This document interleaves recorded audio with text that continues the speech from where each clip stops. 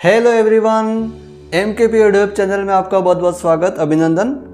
हम सॉल्व करने जा रहे हैं केमिस्ट्री के ऑब्जेक्टिव क्वेश्चन जो आपकी बहुत सारी जो भी कंपटीशन एग्जाम है उन सभी के लिए जो उपयोगी साबित होने वाले हैं।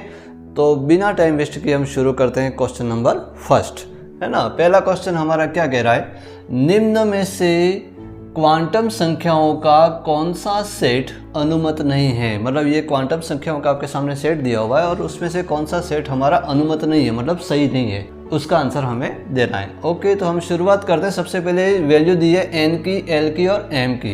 एन हमारा होता है मुख्य क्वांटम नंबर, है ना, main quantum number. Okay, L हमारा होता है द्विगंशी क्वांटम संख्या और एम हमारी होती है चुंबकीय क्वांटम नंबर। ओके, तो इसके अंदर क्या होता है कि जब n की वैल्यू जब 1 होती है तो n की वैल्यू 1 होती है तो l की वैल्यू क्या होती है n-1, मतलब 0 हो सकती है ना, केवल एक ही वैल्यू होगी 0।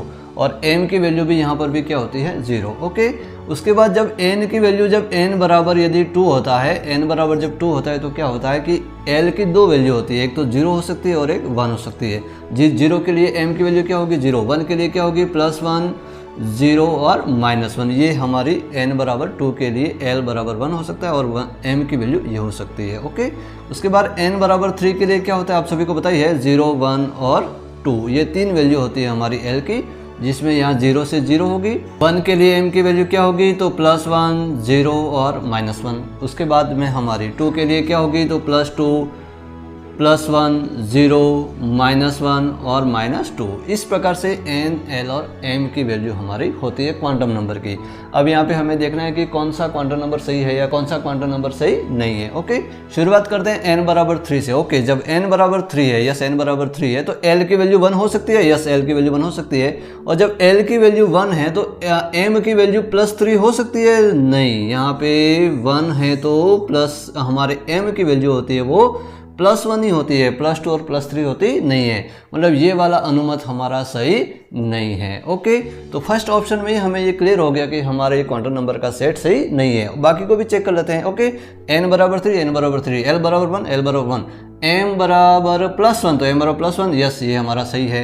ओके, इसके अंदर क्या n बराबर 3, n बराबर 3, l बराबर 0, यस l बराबर 0 होता है। जब l बराबर 0 तो m की वैल्यू 0 होती है, यस m की वैल्यू 0 होती है, क्लियर है। उसके बाद हमारा n बराबर 3 है, n बराबर 3 है।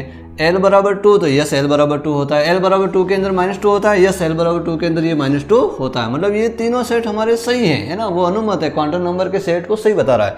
लेकिन फर्स्ट वाला जो है वो क्वांटम नंबर का सेट हमारा सही नहीं है, तो ऑप्शन ए हमारा सही आंसर हो जाएगा। आगे बढ़ते हैं नेक्स्ट क्वेश्चन के अंदर। क्वेश्चन नंबर 2 हमारा क्या कह रहा है कि निम्न में से सत्य कथन है। कौन कौन से कथन सत्य हैं उसके हमें जवाब देने हैं। ओके, तो यहाँ पर देखिएगा ध्यान से। पहला कथन हमारा है 19 के मतलब पोटेशियम 19 पोटेशियम 40 एवं 20 कैल्शियम 40। ये हमारे दोनों क्या हैं आइसोबार। आइसोबार मतलब उसको क्या कहते हैं हम, समभारिक। मतलब ये दोनों हमारे समभारिक है या नहीं है उसको चेक करना है।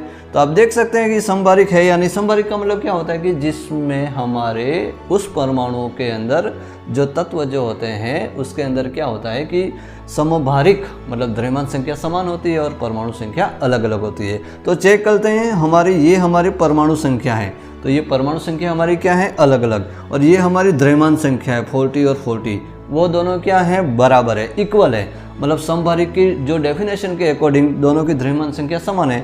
मतलब ये वाला कथन हमारा क्या है सत्य है। ओके, सेकंड कथन के अंदर आते हैं हम कि 17Cl35 है ना, और यहाँ पर भी 17Cl37।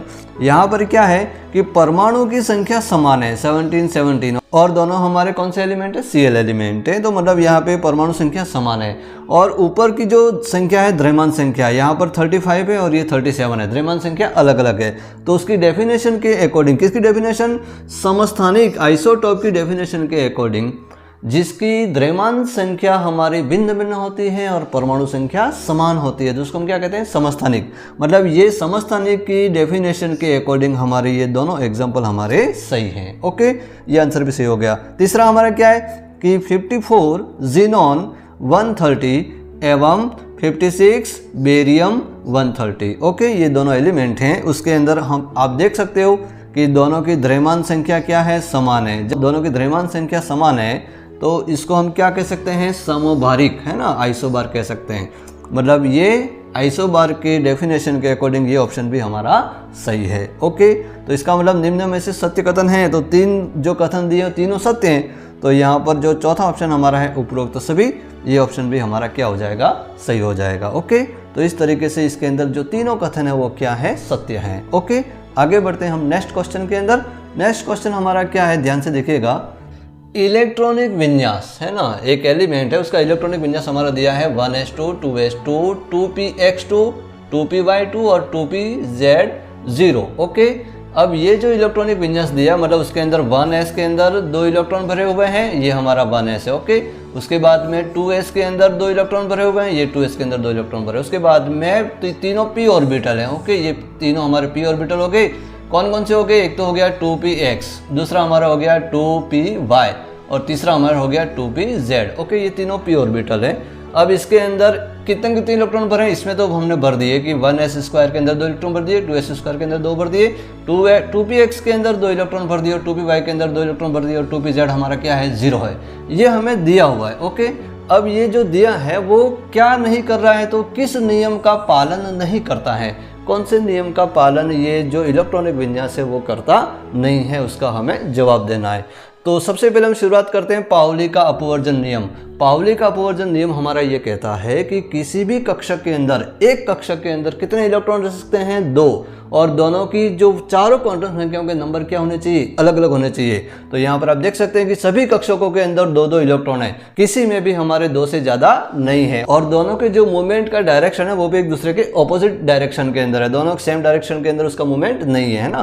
मतलब ये हमारा पाउली के अपवर्जन का नियम का ये फॉलो करता है। ओके, दूसरा नियम हमारा है हुंड का नियम। हुंड का नियम हमारा ये कहता है कि यदि हमारे समभ्रंश कक्षक है ना, ऐसे कक्षक जिनकी एनर्जी समान होती है, जैसे हमारे ये p कक्षक, तो p कक्षक के अंदर तीनों कक्षकों की ऊर्जा क्या होती है, समान। तो उसके अंदर हुंड का नियम ये कहता है कि उनके अंदर सभी के अंदर पहले एक एक इलेक्ट्रॉन भरे जाने चाहिए। जैसे मतलब ये जो लिखा हुआ है कि इसके अंदर पहले हम 1 इलेक्ट्रॉन भरते हैं, फिर इसके अंदर 1 इलेक्ट्रॉन, फिर इसके अंदर 1 इलेक्ट्रॉन, फिर उसके बाद चौथा इलेक्ट्रॉन हम वापस यहाँ पर युग्मित इलेक्ट्रॉन भरते हैं। तो ये नियम हमारा कहता है कौन सा, हुंड का। मतलब ये वाला इलेक्ट्रॉनिक विन्यास इस नियम को फॉलो करता है, इस नियम को फॉलो करता नहीं है। मतलब ये हमारा ये जो इलेक्ट्रॉनिक विन्यास है वो हुंड के नियम को फॉलो नहीं करता है। मतलब ये हमारा ऑप्शन क्या हो जाएगा, सही हो जाएगा। उसके बाद में अफबोव का नियम हमारा कहता है कि जिस कक्षक की ऊर्जा कम होती है उसके अंदर इलेक्ट्रॉन पहले बढ़ते हैं, और जिस कक्षक की ऊर्जा ज्यादा होती है उसमें इलेक्ट्रॉन बाद में बढ़ते हैं। तो उसके अकॉर्डिंग तो हमारा ये सही है। और बोर-बेरी का नियम ये कहता है कि हमारे एक कोश के अंदर अधिकतम 2n² इलेक्ट्रॉन ही भर सकते हैं, उससे ज़्यादा इलेक्ट्रॉन हम नहीं भर सकते। ये हमारा कहता है बोर-बेरी का नियम। तो इसके अकॉर्डिंग हमारा जो आंसर हमारा सही होगा, हुंड का नियम। ओके, तो ये जो नियम थे उससे रिलेटेड कुछ जो बातें थी जो मैंने आपको बताई। ओके, उसके बाद हम आगे बढ़ते हैं नेक्स्ट क्वेश्चन के अंदर। नेक्स्ट क्वेश्चन हमारा क्या है, निम्न में से कौन सा विन्यास सर्वाधिक विद्युत ऋणी परमाणु का है। मतलब कौन सा परमाणु है जो इसकी विद्युत ऋणता ज़्यादा होती है और उसका इलेक्ट्रॉनिक विन्यास कौन सा होता है। ओके, तो हमें पता ही है कि हमारी पूरी आवर्त सारणी के अंदर सबसे ज़्यादा विद्युत ऋणी परमाणु हमारा कौन सा होता है, फ्लोरीन। ओके, तो फ्लोरीन हमारा जो होता है, फ्लोरीन उसका इलेक्ट्रॉनिक विन्यास हमारा होता है, फ्लोरीन का एटॉमिक नंबर हमारा कितना होता है, 9। तो 9 के अकॉर्डिंग हमारा इलेक्ट्रॉनिक विन्यास हो जाएगा 1s2 2s2 और 2p5। ये हमारा हो जाएगा फ्लोरीन का इलेक्ट्रॉनिक विन्यास। ओके, तो उसके अकॉर्डिंग हमारे n कौन है, कोश की संख्या है ना, तो कोश की संख्या हमारी यहाँ पर कितनी है, 2। ओके, तो वहां पर ये n की वैल्यू हमारी 2 है। ओके, तो यहाँ पर क्या हो जाएगा कि ns2 और np5 ये हमारा किसका इलेक्ट्रॉनिक विन्यास हो जाएगा, वो हमारा हो जाएगा फ्लोरीन का। मतलब हमारा जो सर्वाधिक विद्युत ऋणी परमाणु का जो इलेक्ट्रॉनिक विन्यास होगा हमारा ns2 np5। ओके, तो ns2 np5 हमारा कौन सा है, ये रहा ऑप्शन सी हमारा जो है वो इसका सही आंसर हो जाएगा। ओके, मतलब ये हमारे जो पीरियोडिक टेबल के अंदर जो 17 ग्रुप के जो एलिमेंट है जिसको हम हेलोजन एलिमेंट कहते हैं ना, हेलोजन परमाणु कहते हैं, तो हेलोजन जो तत्व होते हैं वो हमारे क्या होते हैं, सर्वाधिक विद्युत ऋणी होते हैं। तो ये हमारा आंसर हो जाएगा NH2NP5। ओके, इस तरीके से इस वीडियो के अंदर हमने ये 4 क्वेश्चन सोल्व किए। इससे रिलेटेड आपके कोई डाउट हो तो आप मेरे को कमेंट करके ज़रूर बताएं। मिलते हैं नेक्स्ट वीडियो के अंदर, तब तक के लिए जय हिंद, वंदे मातरम।